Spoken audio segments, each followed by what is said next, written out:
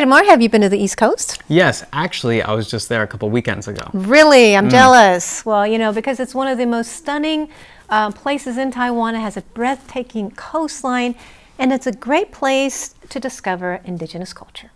In 1544, Portuguese sailors passed by Taiwan and called it Ilha Formosa, the beautiful island. Long before the Europeans, Japanese, or Chinese came to the island, the indigenous people have called Taiwan their home. Taiwan's government officially recognizes 16 indigenous groups, but there are many more that self-identify as separate and unique peoples. 100 years ago, most of Taiwan's indigenous groups lived in the central mountains, on the east coast, and in the south. However, nowadays nearly half of the indigenous population lives in the urban areas of the country. Over the centuries, indigenous communities in rural areas have dwindled as many young people leave to pursue opportunities in the big cities. But in recent years, there's been a movement for people to reconnect with their indigenous roots and return to the places where their families are from. This has created an intriguing fusion of urban Taiwanese culture and rural indigenous traditions. Chen Zhiyi, a man of mixed indigenous heritage, returned to his village with his wife and children after his father's death. When he went through his father's belongings, he found traditional fishing tools, photos, and woven crafts that all illustrated his people's history. These precious pieces are now part of the Olang Museum, which features DIY classes for visitors to try making some tools themselves.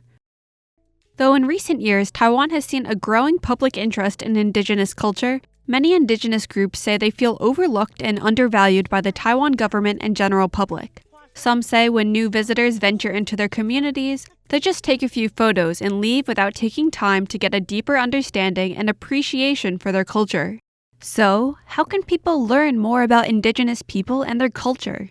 One way people can make a deeper connection is by learning from indigenous people firsthand. Today, indigenous communities in Taiwan host activities and classes related to camping, cooking, music, tool making, and hunting, led by indigenous instructors. Through them, rural communities are giving non-indigenous Taiwanese a closer look at traditional indigenous culture. One of these indigenous guides is a man named Liu Zhenchang, who leads classes and explorations on his people's land. Some research suggests that Austronesian people like Liu have been living in Taiwan for over 6,000 years, so the land is closely connected with the indigenous group's development and history. Here we have Niushan, or Cow Mountain. Liu says he's been coming up the mountain with his family ever since he was a little boy. In that time, the herd has expanded from less than 20 cattle to almost 100. Another guide, Chen Jianlong, tells visitors that he does not bring groups to Niushan frequently because it could disturb the cattle in their natural environment. Chen says it's important for people to live in harmony with the animals around them. Hosting classes and activities is also a way for indigenous people to provide a stable income and home for their families. Since the 1600s, many different countries have colonized Taiwan and oppressed its indigenous people. Today, most of Taiwan's indigenous people remain below the poverty line. Their household incomes are 40% lower than the national average. On top of that, these indigenous groups must also reckon with powerful and dangerous natural forces.